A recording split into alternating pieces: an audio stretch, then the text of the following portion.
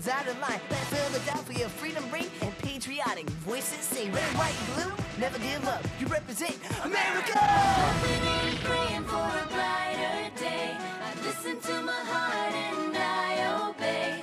How can I see it any other way? I'm looking at a light with my own eyes.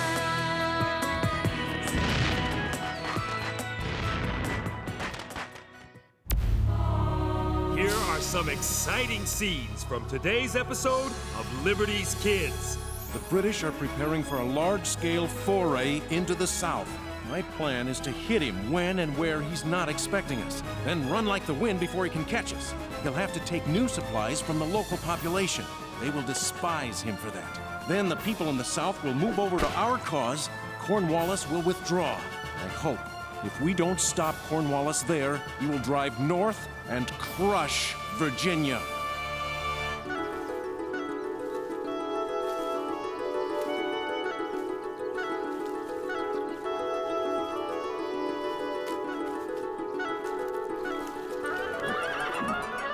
General Greene, being appointed to command the Southern Army is quite an honor. Honor is an interesting word for it, James. The Southern Army is exhausted, and the British have a great deal of support in the South. We must rally the population here to our side, or we could lose the war. My greatest hope is that the governor of Virginia will provide me with much-needed men and supplies. My greatest hope is that he'll provide us with some much-needed Southern desserts. And I'm looking forward to writing a story about the man who wrote the words, "All men are created equal."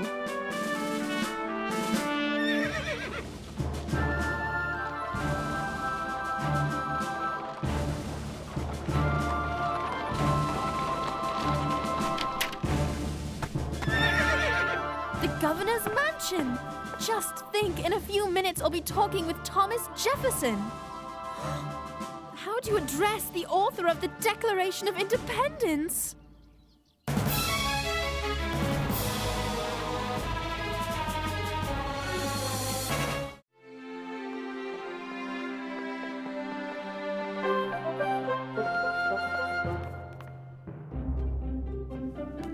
Your Excellency. No, too formal. Mr. Jefferson.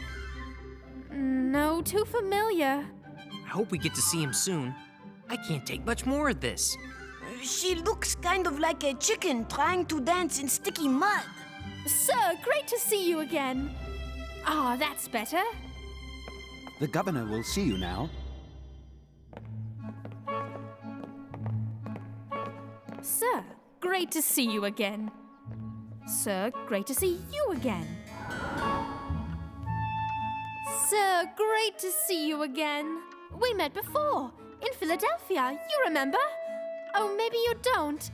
I was disguised as a chambermaid and I stole some of your trash. Well, I didn't really steal it. After all, it was trash and I was just doing some investigative reporting. And I was investigating you. No, that's not right. I was just trying to find out what goes on in that brilliant mind of yours. Anyway, hello.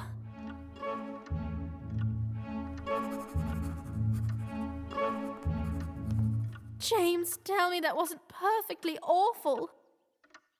It was better than I could have ever hoped. Forgive me. I was jotting down a thought about developing free schools that all our nation's children could attend. A pleasure, General. Sir, great to see you again. Whoa!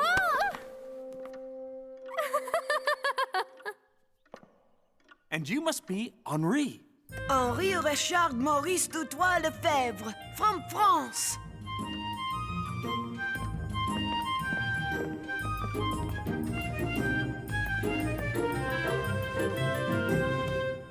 Yum! So, how may I be of help to you, General?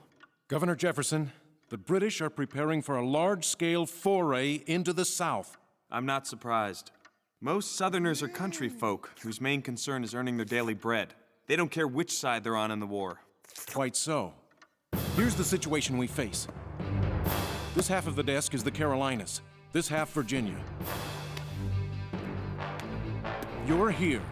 The traitor Benedict Arnold is off the coast. And Cornwallis holds strong British positions at Georgetown, Camden, Winnsboro, and 96. Oh, yes, and here is the small force Horatio Gates has left me. A force I have not yet had the pleasure of seeing. I will take my forces to the Carolinas. If we don't stop Cornwallis there, he will drive north and crush Virginia. Governor, I'll need Virginia militiamen and weapons if I'm to have any chance of preventing Cornwallis from winning the South. I evened things out. Now it's a fair fight. Yours is a difficult position, General. I will help you the moment I can, but right now I have no weapons to give you, and all my militiamen have served their required time and gone home. I'm afraid I can be of no help, General Greene. I'm sorry.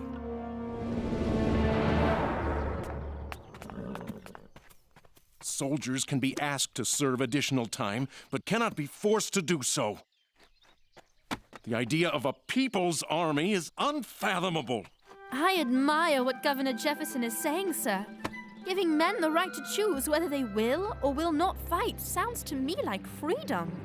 But we're in a war, Sarah. We won't have any freedom if we have no soldiers. You do have a point, James. General, I hope you are successful in North Carolina. And James, Henri, I'll keep you up on events here in Virginia. In the meantime, I plan to find out how Thomas Jefferson found the inspiration to write the Declaration of Independence. I hope you don't end up as disappointed in Governor Jefferson as I am. Be well, Sarah. Be safe.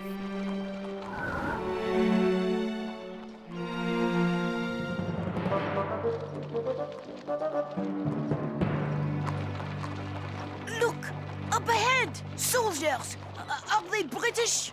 No, probably some leftover Virginia militia.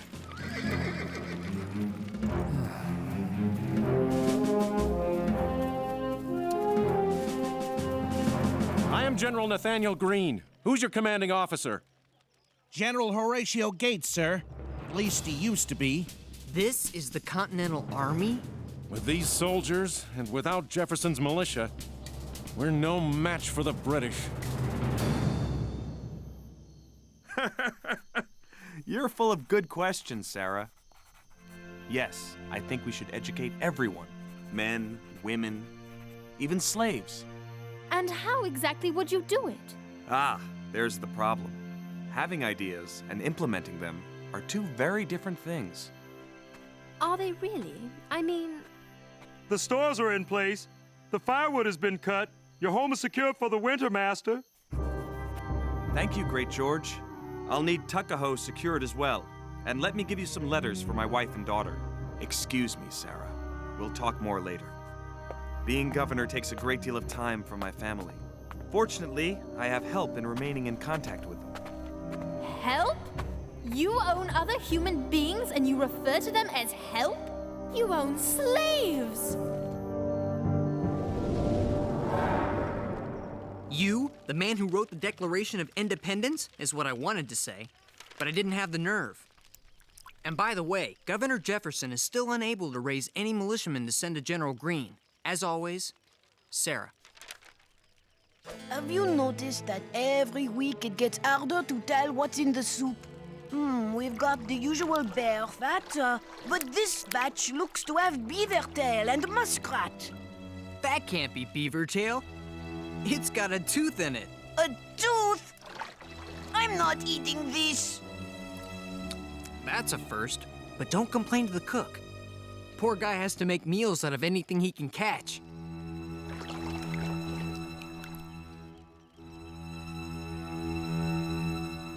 There's only one way we can even hope to beat Cornwallis.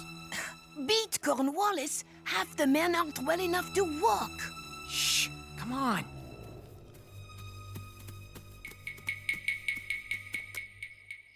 My plan is to hit him when and where he's not expecting us, then run like the wind before he can catch us. Chasing us will force Cornwallis to use up all his supplies. He'll have to take new supplies from the local population. They will despise him for that. Then the people in the South will move over to our cause, and Cornwallis will withdraw. I hope. That's his plan. Where's that coming from? We're under attack! Take cover!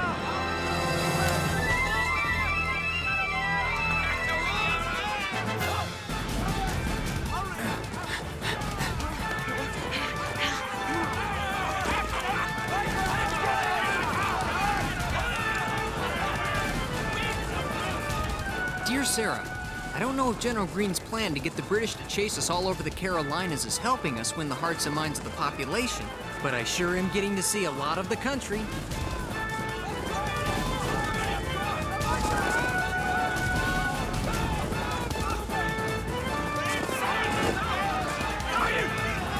I do hope, though, that Thomas Jefferson can convince his militia to reinforce us before we get to see much more of it.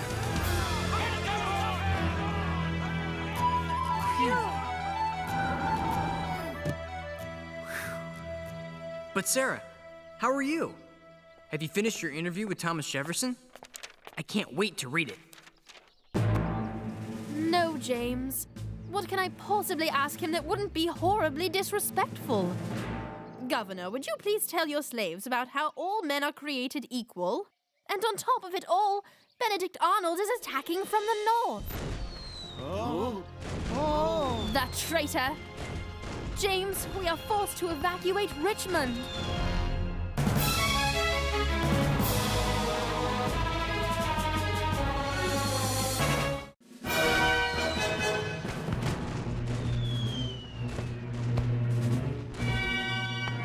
Sir, the British are nearing the city, 1,500 strong. What of our militia?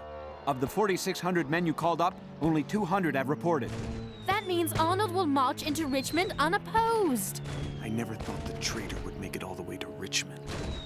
We must speed up our evacuation. Over there, the tree! Seek cover! Follow him! Not under the trees! We've got to get these men out of the rain. They could get struck by lightning. The trees attract it. It is what gave Benjamin Franklin his idea for the lightning rod. I'll yield to Dr. Franklin's science. Away from the trees! We'll try that barn over there. Let's go! Halt! We heard you were coming, General. Get off my land. Shelter from the rain, sir. That's all we require.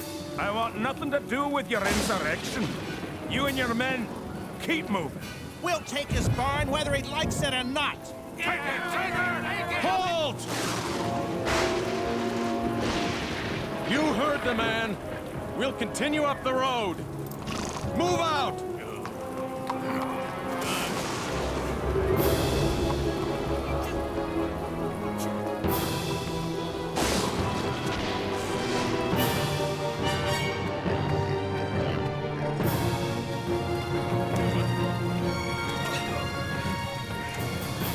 James, What? I don't think this strategy, always running from the enemy, is working.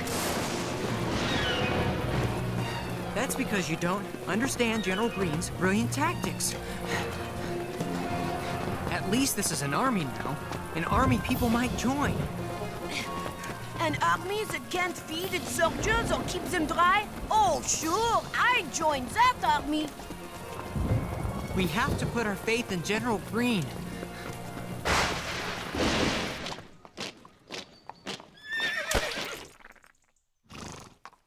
General Cornwallis, sir. All signs indicate that the enemy passed through here only hours ago. I told you burning our wagons and excess baggage would speed us up. Yes, sir, but it's also left us woefully short of food. There's a farm ahead. We'll take what we need.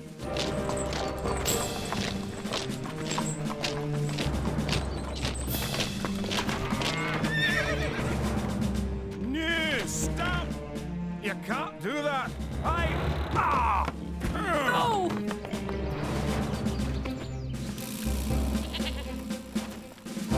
Madam, your husband would do well to cooperate. Carry on! We're loyalists. We've never supported the fight against England. If you take our stock, how are we to eat? We are at war, my good woman. The king's soldiers come first. I have every confidence you will survive this inconvenience. Move out! I'm all right. I'm all right.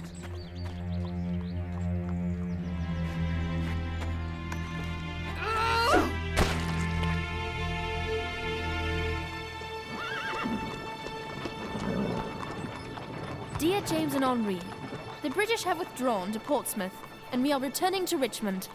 Prior to our evacuation, Governor Jefferson had finally made some progress toward convincing the Virginia legislature to provide men and supplies for General Greene.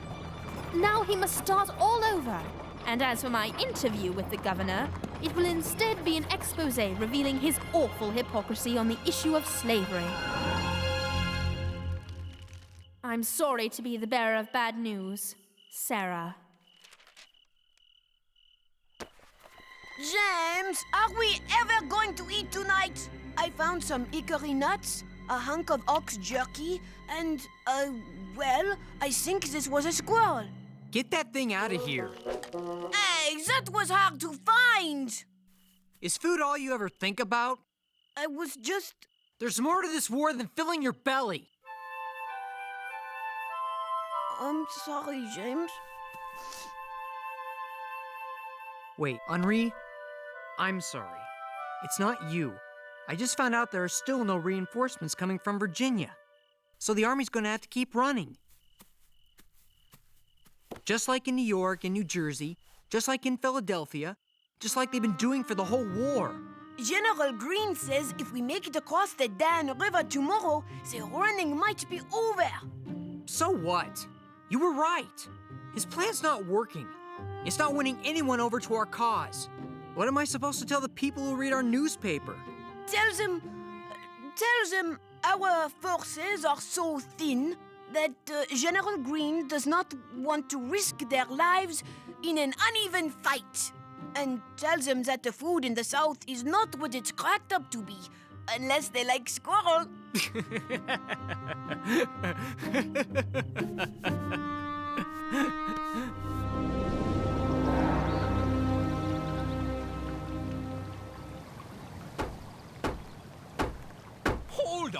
Hold on! I need to get my men across the river, and quickly. If the British catch us here, we'll be destroyed. Where are the fords? Fords? Yes, the best places to cross the river. Use your eyes, Colonel. The river's in flood. Then I'll need your boats. Is that so? British or Continentals, you boys are all the same. Think you can take whatever you want? Well, I know you're not going to send my boats back. That'd just be giving the redcoats a way to cross the river. So, you're going to have to pay for them before you can take them. That's only fair. I'll make you a trade. You will? I'll give you 20 horses for your boats. Good ones. Why am I just watching? This is a great story.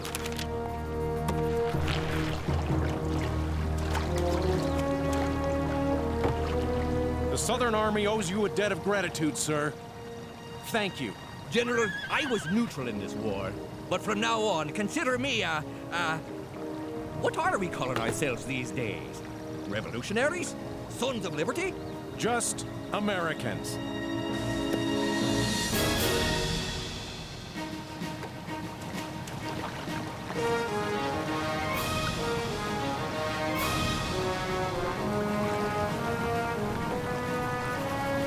Maybe we'll win their hearts and minds after all. American! I'm an American!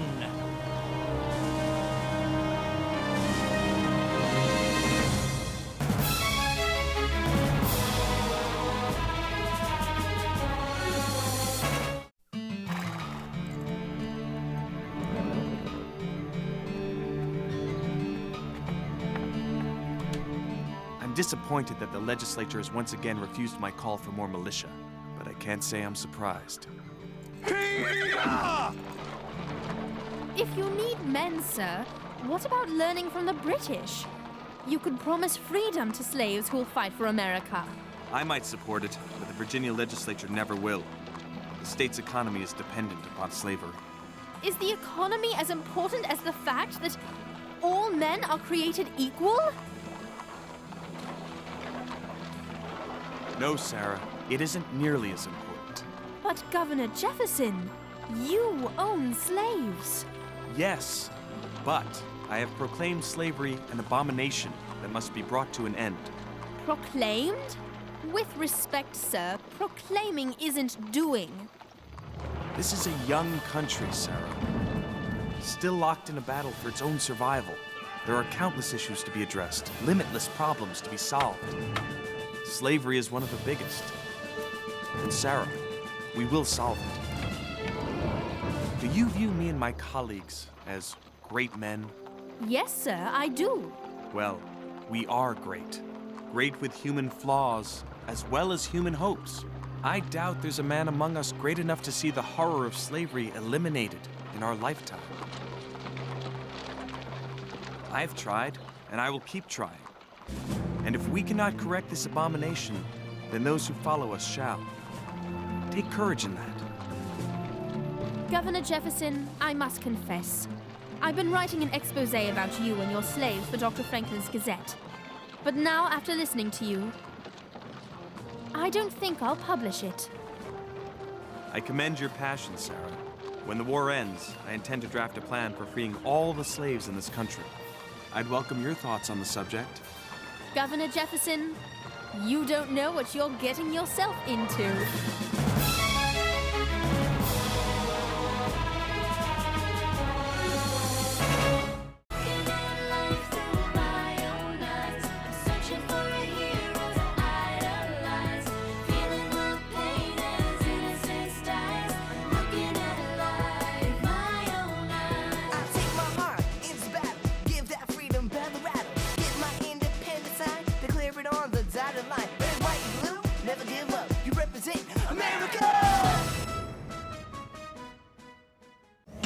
Cookie Jar!